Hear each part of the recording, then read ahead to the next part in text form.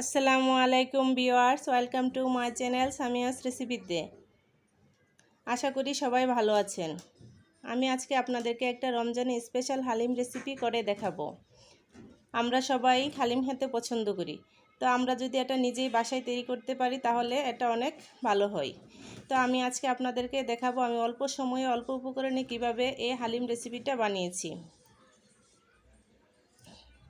তার জন্য প্রথমে আমি 1 প্যাকেট হালিম কুসুম গরম পানিতে ভিজিয়ে নিয়েছি। তো আমি এটাকে 10 থেকে 15 মিনিট ভিজিয়ে রাখব।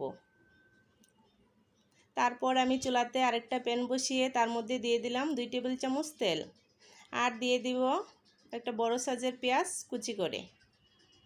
তো আমি এখন পেঁয়াজটাকে তেলের সাথে ভালো করে নেড়েচেড়ে ভেজে নেব। তো আমার পেঁয়াজটা ভাজা হয়ে গেলে আমি এর মধ্যে অন্যান্য মশলাগুলো অ্যাড করে নেব। তো এই পর্যায়ে আমি দিয়ে দিলাম 1 টেবিল চামচ আদা ও রসুন বাটা। তো আদা ও রসুন বাটাটাকে আমি ভালো করে পেঁয়াজের সাথে একটু ভেজে নেব। তারপর আমি এর মধ্যে মাংস অ্যাড করব। তো আমি এখানে 1 কাপ পরিমাণ মাংস অ্যাড করেছি। তো আপনারা যদি 1 প্যাকেট হালিমের জন্য এই 1 কাপ মাংসই যথেষ্ট, আর যদি হালিমের পরিমাণটা বেশি হয় তাহলে মাংসের পরিমাণটা একটু বাড়িয়ে নেবেন। তো আমি মাংসটাকে একটু নেড়েচেড়ে ভেজে নেব। তারপর আমি দিয়ে দেব স্বাদ মতো লবণ, আর দিয়ে দেব হাফ চামচ মরিচের গুঁড়া, হাফ চামচ হলুদের গুঁড়া। এখন আমি এটাকে মাংসের সাথে ভালো করে নেড়েচেড়ে মিশিয়ে নেব। তো আমি এখন এর মধ্যে হাফ কাপ পানি অ্যাড করে নেব। তো পানি দেওয়ার পর আমি এর মধ্যে দিয়ে দেব হালিমের মশলাটা। তো মশলাটা দেওয়া হয়ে গেলে আমি এটাকে ভালো করে নেড়েচেড়ে মিশিয়ে তারপর এটাকে ভালো করে কষিয়ে নেব।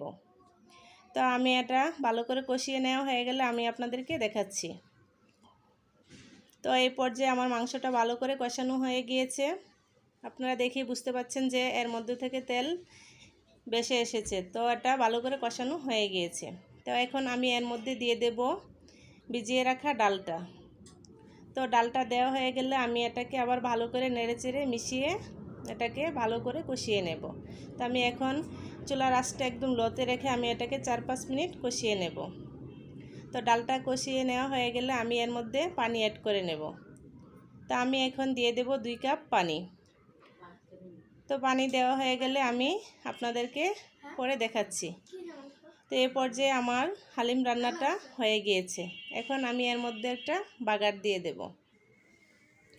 তো এই পর্যায়ে আমি বাগারটা দিয়ে আপনাদেরকে ডালটা হালিমটা নামিয়ে দেখাবো। তো আমার হালিম রান্নাটা শেষ হয়ে গিয়েছে। এখন আমি এটা সার্ভ করে আপনাদের দেখাবো। তো আমি একটা বাটিতে ঢেলে এর মধ্যে কিছু সালাদ আর লেবু দিয়ে এটাকে একটা ডেকোরেশন করে নিয়েছি। তো আপনারা দেখে বুঝতে পাচ্ছেন যে আমার হালিম রান্নাটা কত সুন্দর হয়েছে। আমি কত অল্প সময়ে এবং অল্প উপকরণে এটা রান্না করেছি। তো আপনারা যে কেউ এটা ট্রাই করতে পারবেন। তো আমার এই রেসিপিটা যদি আপনাদের ভালো লেগে থাকে তাহলে অবশ্যই আমার চ্যানেলটাকে সাবস্ক্রাইব করে আমার পাশে থাকবেন, আর ফ্রেন্ডস ফ্যামিলির সাথে শেয়ার করে নেবেন। ভিডিও দেখার জন্য ধন্যবাদ সবাইকে। আল্লাহ হাফেজ।